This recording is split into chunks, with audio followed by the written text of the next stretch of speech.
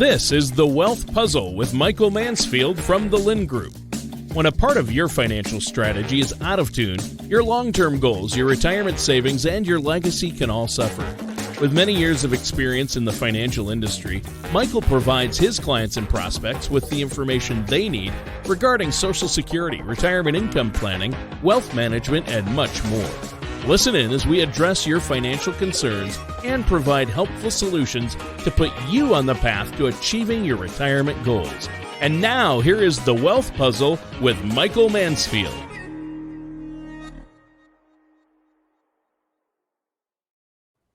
Hey everybody, thanks for tuning in. This is Mike Mansfield and Tana Pennington, and we're back. Yes. Tana, it's been a few weeks. I'm embarrassed. For all of our listeners and all of our viewers, absolutely got all of the hate mail. So appreciate that.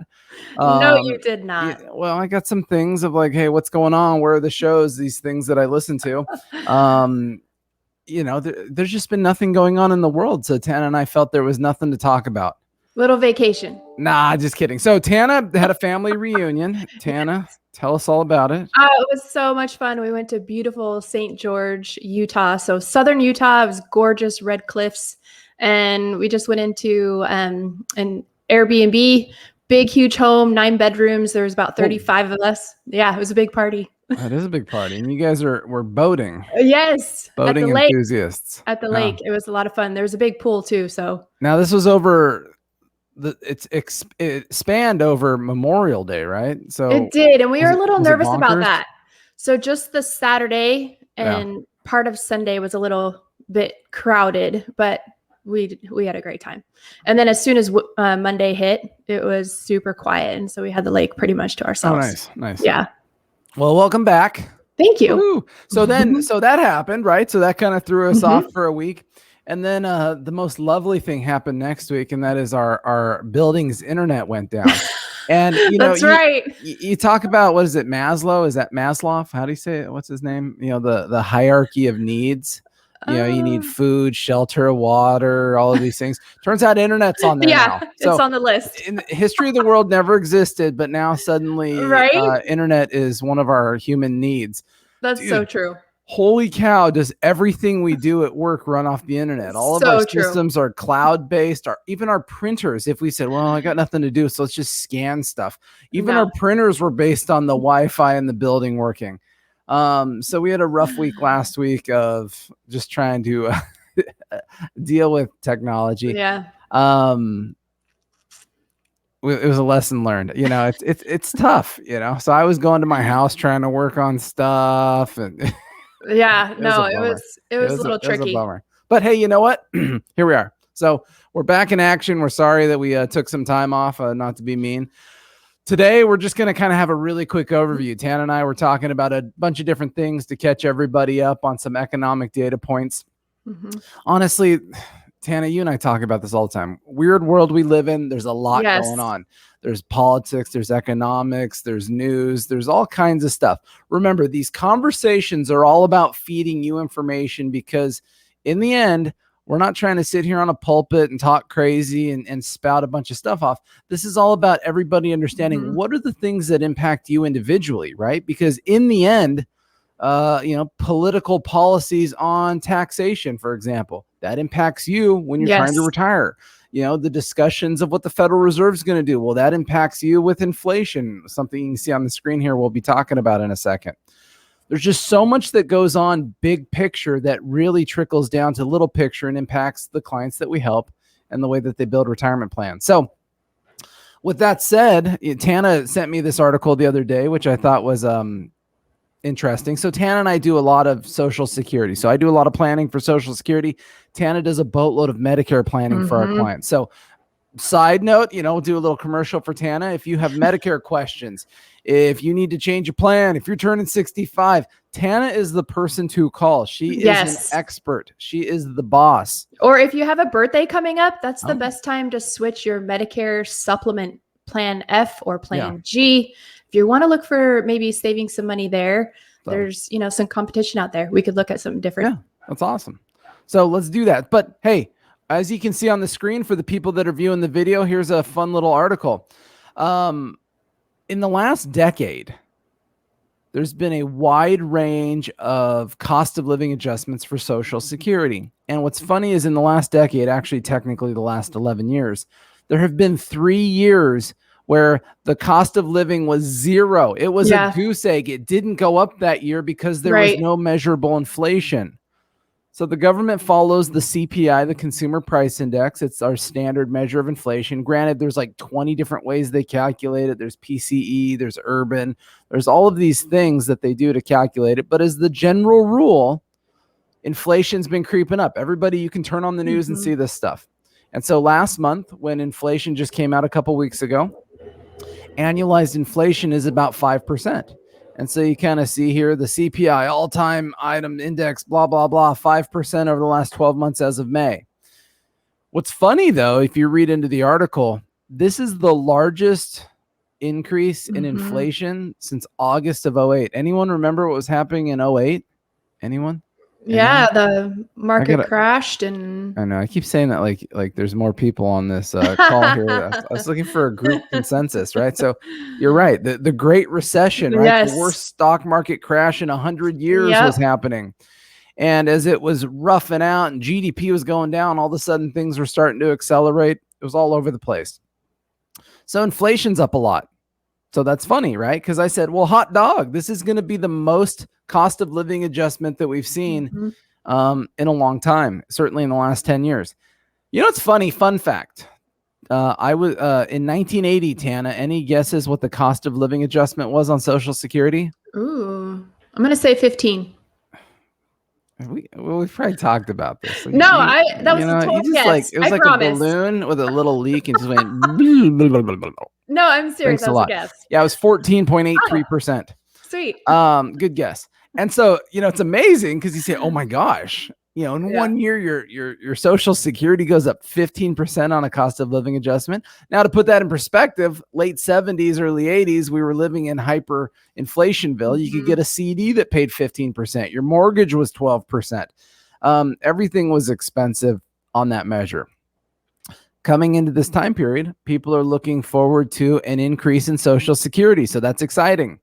Now, Tana, though, I was excited. I said, oh, cool. Social Security will go up. It's relative, right? Because that's on the premise that there's also inflation. So the cost of living is higher. So that's a bummer. But what was the one thing that you said might also increase that kind of deflates this also? Medicare premiums. Yeah. Now it's relative. Now, it's not relative. You know what's funny about Medicare, which you know better than me, but it's amazing to watch the increases in Medicare because you go back, like, I'm going to date myself here because it doesn't seem like it was that long ago, but it was a while ago. But you go back like 5 or 6 years ago, and maybe it was a little longer. Like I said, I'm stuck here. But remember when it was like $104? Yeah, it was $104 for quite some time. And change, $104.30 or something. Yes. And it was that for a while. And now all of a sudden it's basically $150. Yeah. So to me, in a very short period of time, it's increased 50% more or less. Correct. Whereas has your Social Security in the last 5 years increased 50%? No. I don't think so. So, supposedly, like you're saying, Medicare does follow the CPI, just like Social Security.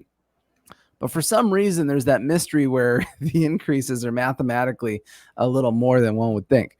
But it's also relative. If you have a Social Security check and you're getting $2,000 a month, maybe I'm being kind, that's a high one. But you get your 5% CPI, you make $100 more, kind of a thing. Whereas, maybe Medicare goes up $20. Still a huge increase mathematically on what Medicare is, but hey, net, you're up $80 a month. There's $1,000 a year to help you pay for $9 gasoline. Yeah. Ooh, ouch. It's not $9 here. It's coming. I hope not. No, it's yeah. When I was out visiting you last year with my wife, we paid $1.60 over by the airport. I know. Isn't that crazy? Now crazy? It's around $2.89. So but still, I filled up my car the other day here at the 76 station, and I think it was $4.65. Oh, ouch. Yeah. For full disclosure, I buy the good stuff, but but still, I was, I didn't need a car wash. I'm like, gosh, maybe I should get a car wash because it's 30 cents less a gallon if you get the car wash. I was sitting there for a minute, like trying to do the math, like how many gallons? Oh, that is awesome. How much is this car wash going to be? So in any case, so interesting news on Social Security. Once again, this will be potentially, doesn't mean things can't soften out, but potentially the highest cost of living adjustment we've seen in over a decade on the old Social Security front. So kind of fun. Now, why? Why is that going on? And there's a lot of things that drive that. I love going to this website. We talk about it quite a bit. But remember, the Atlanta Federal Reserve, they have what's called their GDP Now website, where they use high frequency data and they forecast what current annualized GDP looks like. Can you see this on here, Tana? Yes. What is it looking like here? 9.3%. Right. So we've been hanging out in this 9-10% range all quarter, and the quarter's over in 2 weeks. Right. I mean, this is insane. This is massive.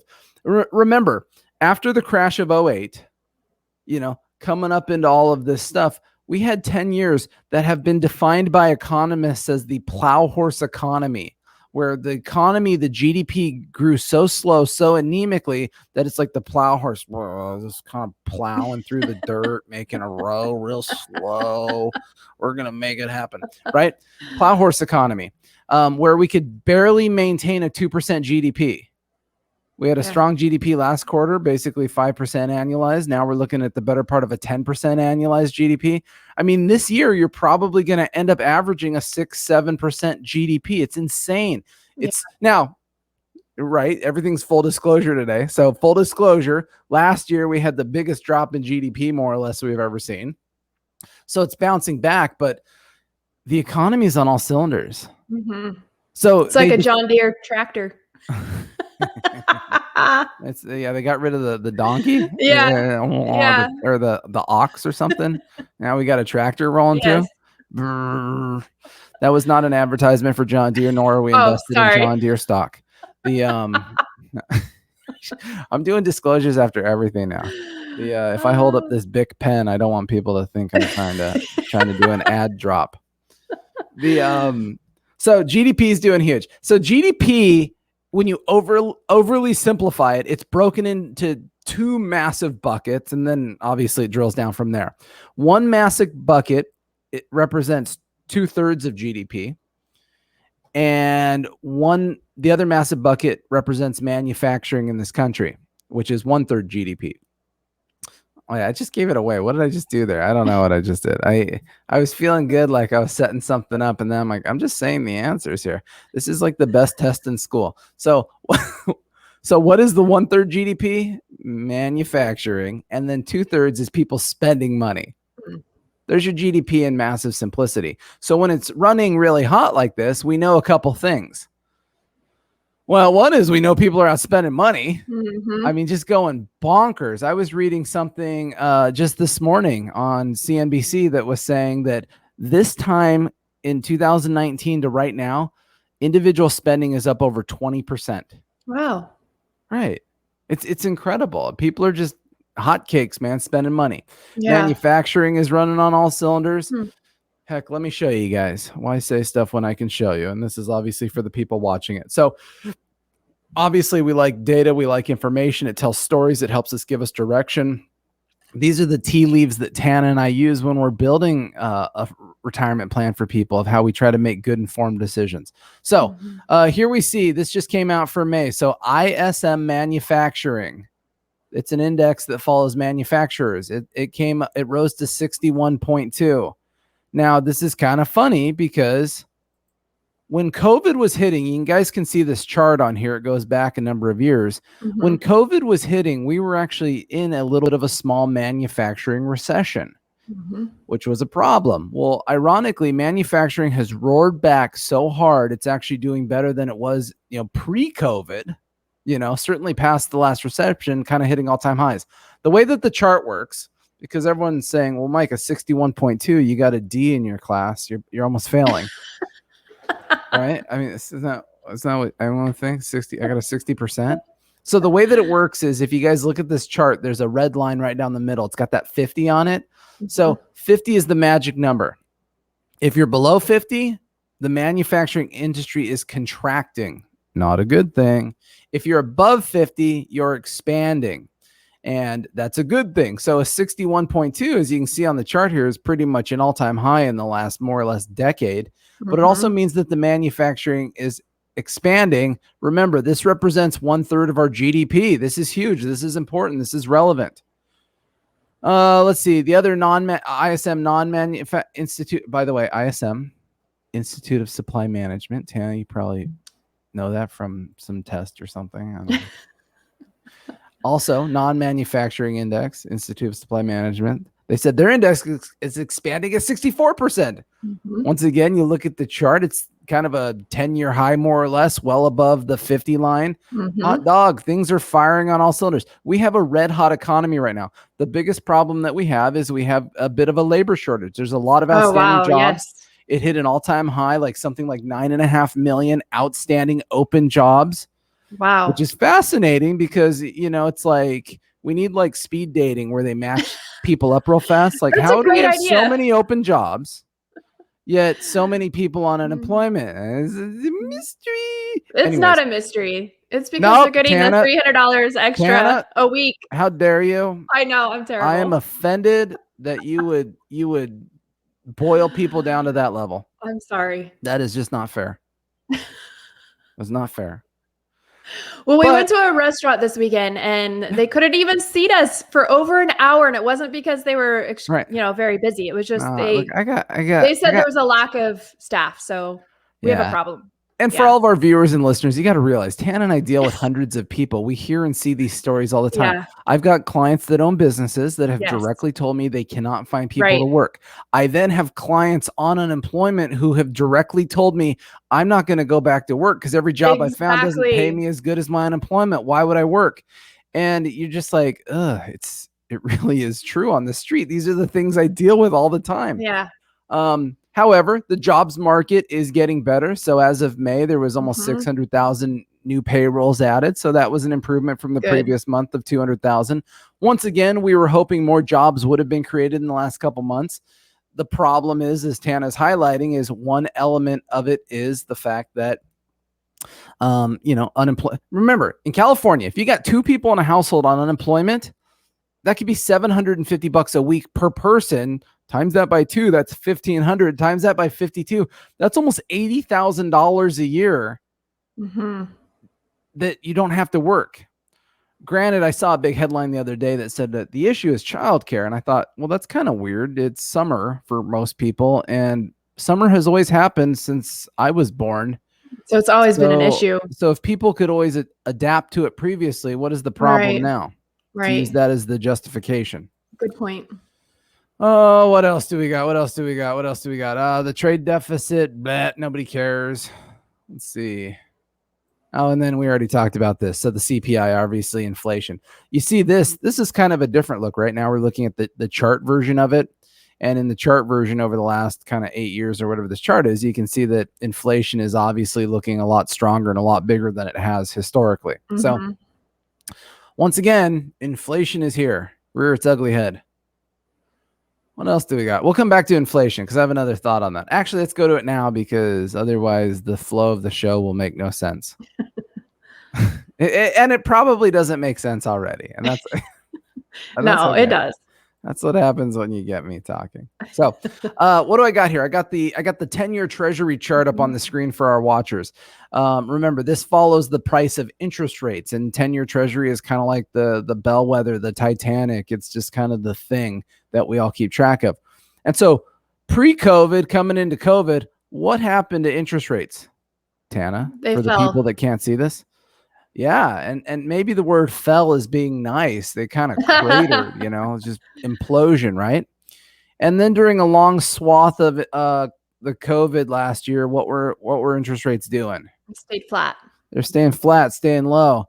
And then all of a sudden the fall mysteriously lined up very closely with the election. I don't know what that means. What did interest rates start doing?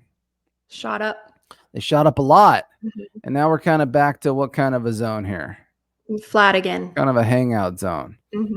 So it's interesting, right? Interest rates have done a lot. Now, why does this matter to an individual that is focused on their own retirement planning? Any guesses, Tana? Yeah, it has an effect on bonds for one. That's probably the big ticket item right there. Yeah. Right. Yeah. Right. So the direction of interest rates impacts your bonds, the price of your bonds. And so if you're retired, do you have 100% of your money in the stock market normally? No. No. Okay. So where else does someone maybe have their money if it's not in the stock market? Is it, in gold coins buried in their backyard? Usually not.